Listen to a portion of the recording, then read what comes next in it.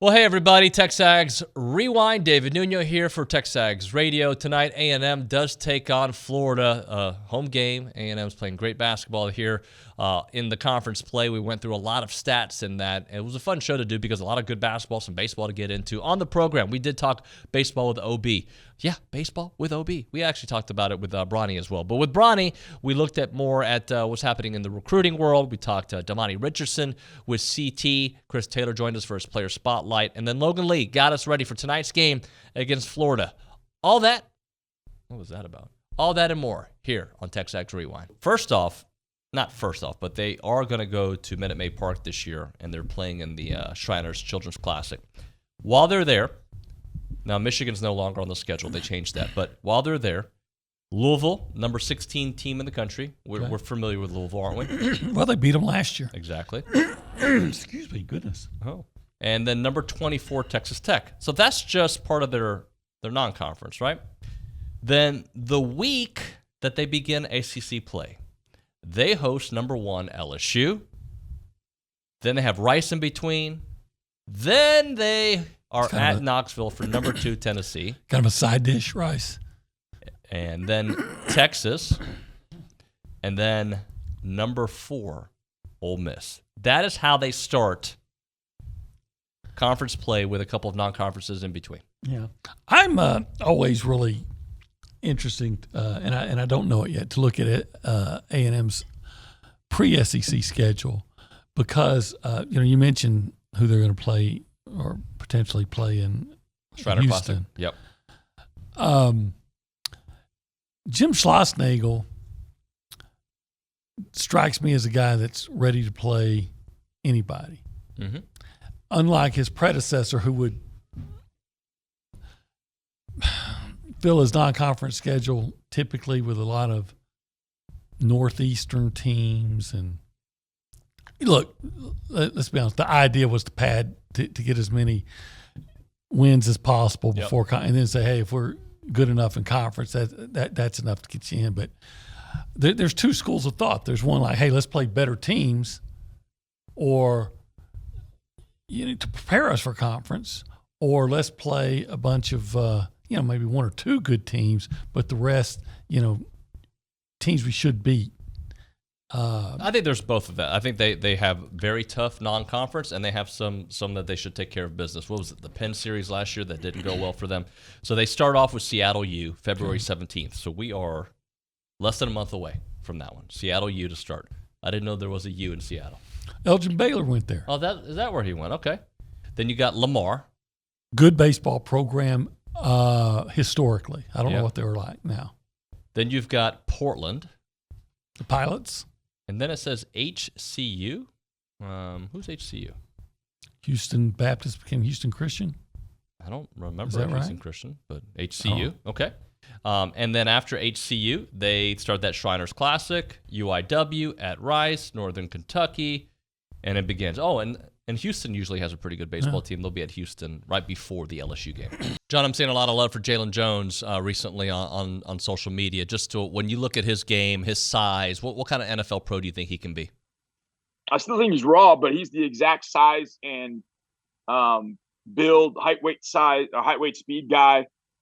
But I think his game's a little raw right now still, which is to be expected. And look, that's not just a knock on Jalen. There are a lot of guys that, especially at that position, there are guys that are very raw coming in. And here's the one thing, too, about coming from college to the NFL at this position. A lot of positions, I think we're just talking about Kenyon.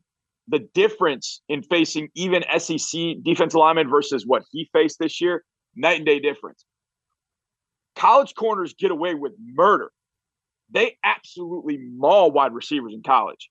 If you breathe on a wide receiver wrong in the NFL, you're going to get flagged. And I say that in that you can learn some bad habits at the college level that are not going to help you at the NFL level. And if your game is already raw, kind of okay. It's actually not a bad thing because you may not have as many habits to break as some other guys that played maybe 2-3 years. The guy that had the best year at corner this year was Sauce Gardner. And I used to think that about Sauce. But his final year, he really started working on his technique and relying on his feet instead of his hands and mauling guys. and it paid off by the time he got to the NFL. I think Jalen has got tremendous potential. The combine is going to be big. It is for all guys that have got to play at that particular position. It also fits and fit is for a corner, or fit is huge. Tariq Woolen went in the 4th, 5th round of Seattle, but it was the perfect defense for him. Perfect. And he ended up being a Pro Bowler. So the fit's probably the most important thing for Jalen. Yeah, and I'll throw in a third factor of just the fact that this is the next step in the progression of this team. They have cleared a bunch of different hurdles to start SEC play, and now this is just another step in their progression. It's the first time that they're playing a team that they've already played this year. It's the first time that they're going to have to play an opponent that knows exactly what to expect, not just from video, but from experience. And so not only are they going to have a new game plan, they're going to have to make adjustments to that game plan, and they're going to have to make adjustments in-game to the game plan, because it's a chess match right now. Florida knows what to expect, and they're going to make their own adjustments.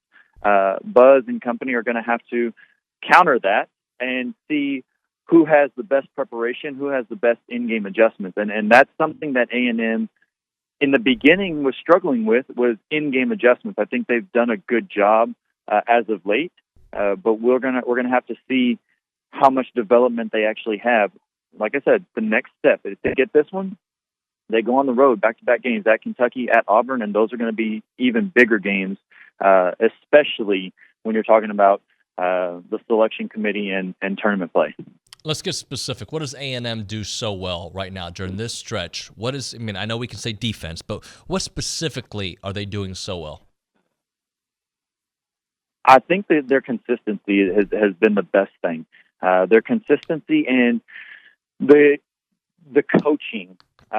When you have a consistent roster, when you know who you can count on and the people that you're counting on to do specific things, you can coach more in depth. It's not a question of, do I play Tyrese Radford at the one sometimes, and then when we have Wade Taylor in, do I move Wade to the one and have Tyrese at the 2, and then Dexter Dennis at the 3, or if Dexter's out, does Tyrese now play the 3? When you have a solid roster of what you're going to expect in a game, you can coach more in depth. And I think that's what they've done well, is that they've come to a consistent rotation, which has given them the flexibility in the offense and in the defense to know what to expect in a game. Let's talk about your player spotlight this week. Who are you picking? Demani Richardson.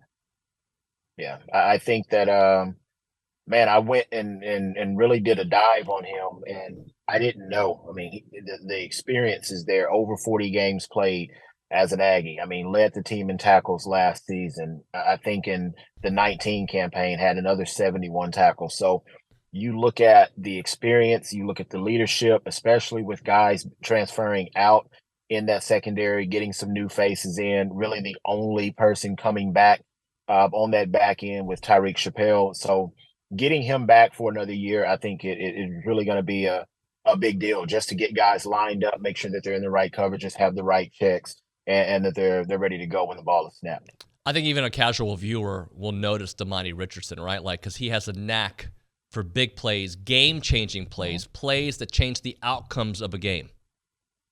Yeah, I mean, and I think we think back to the biggest one, that Arkansas game. Being able to recover that fumble and get up the sideline and make a huge play. So he finds the football. He's around the football. But I think a lot of that has to do with he's in the right places. He's lined up where he's supposed to be. He has that veteran presence, and he just makes plays for him on the back end. With the fact that a bunch of guys are leaving, right? You got Jalen going to the NFL, Antonio going to the NFL. How big is it they get this kind of veteran leadership back, and a guy that really could have left last year as well?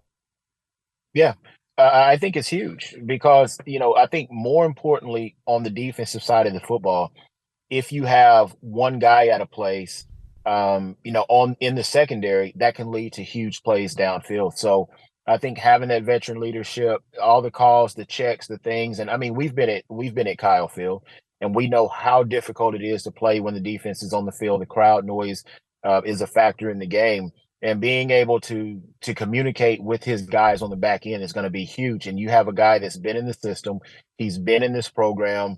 I think it's year 2 of Durkin's defense.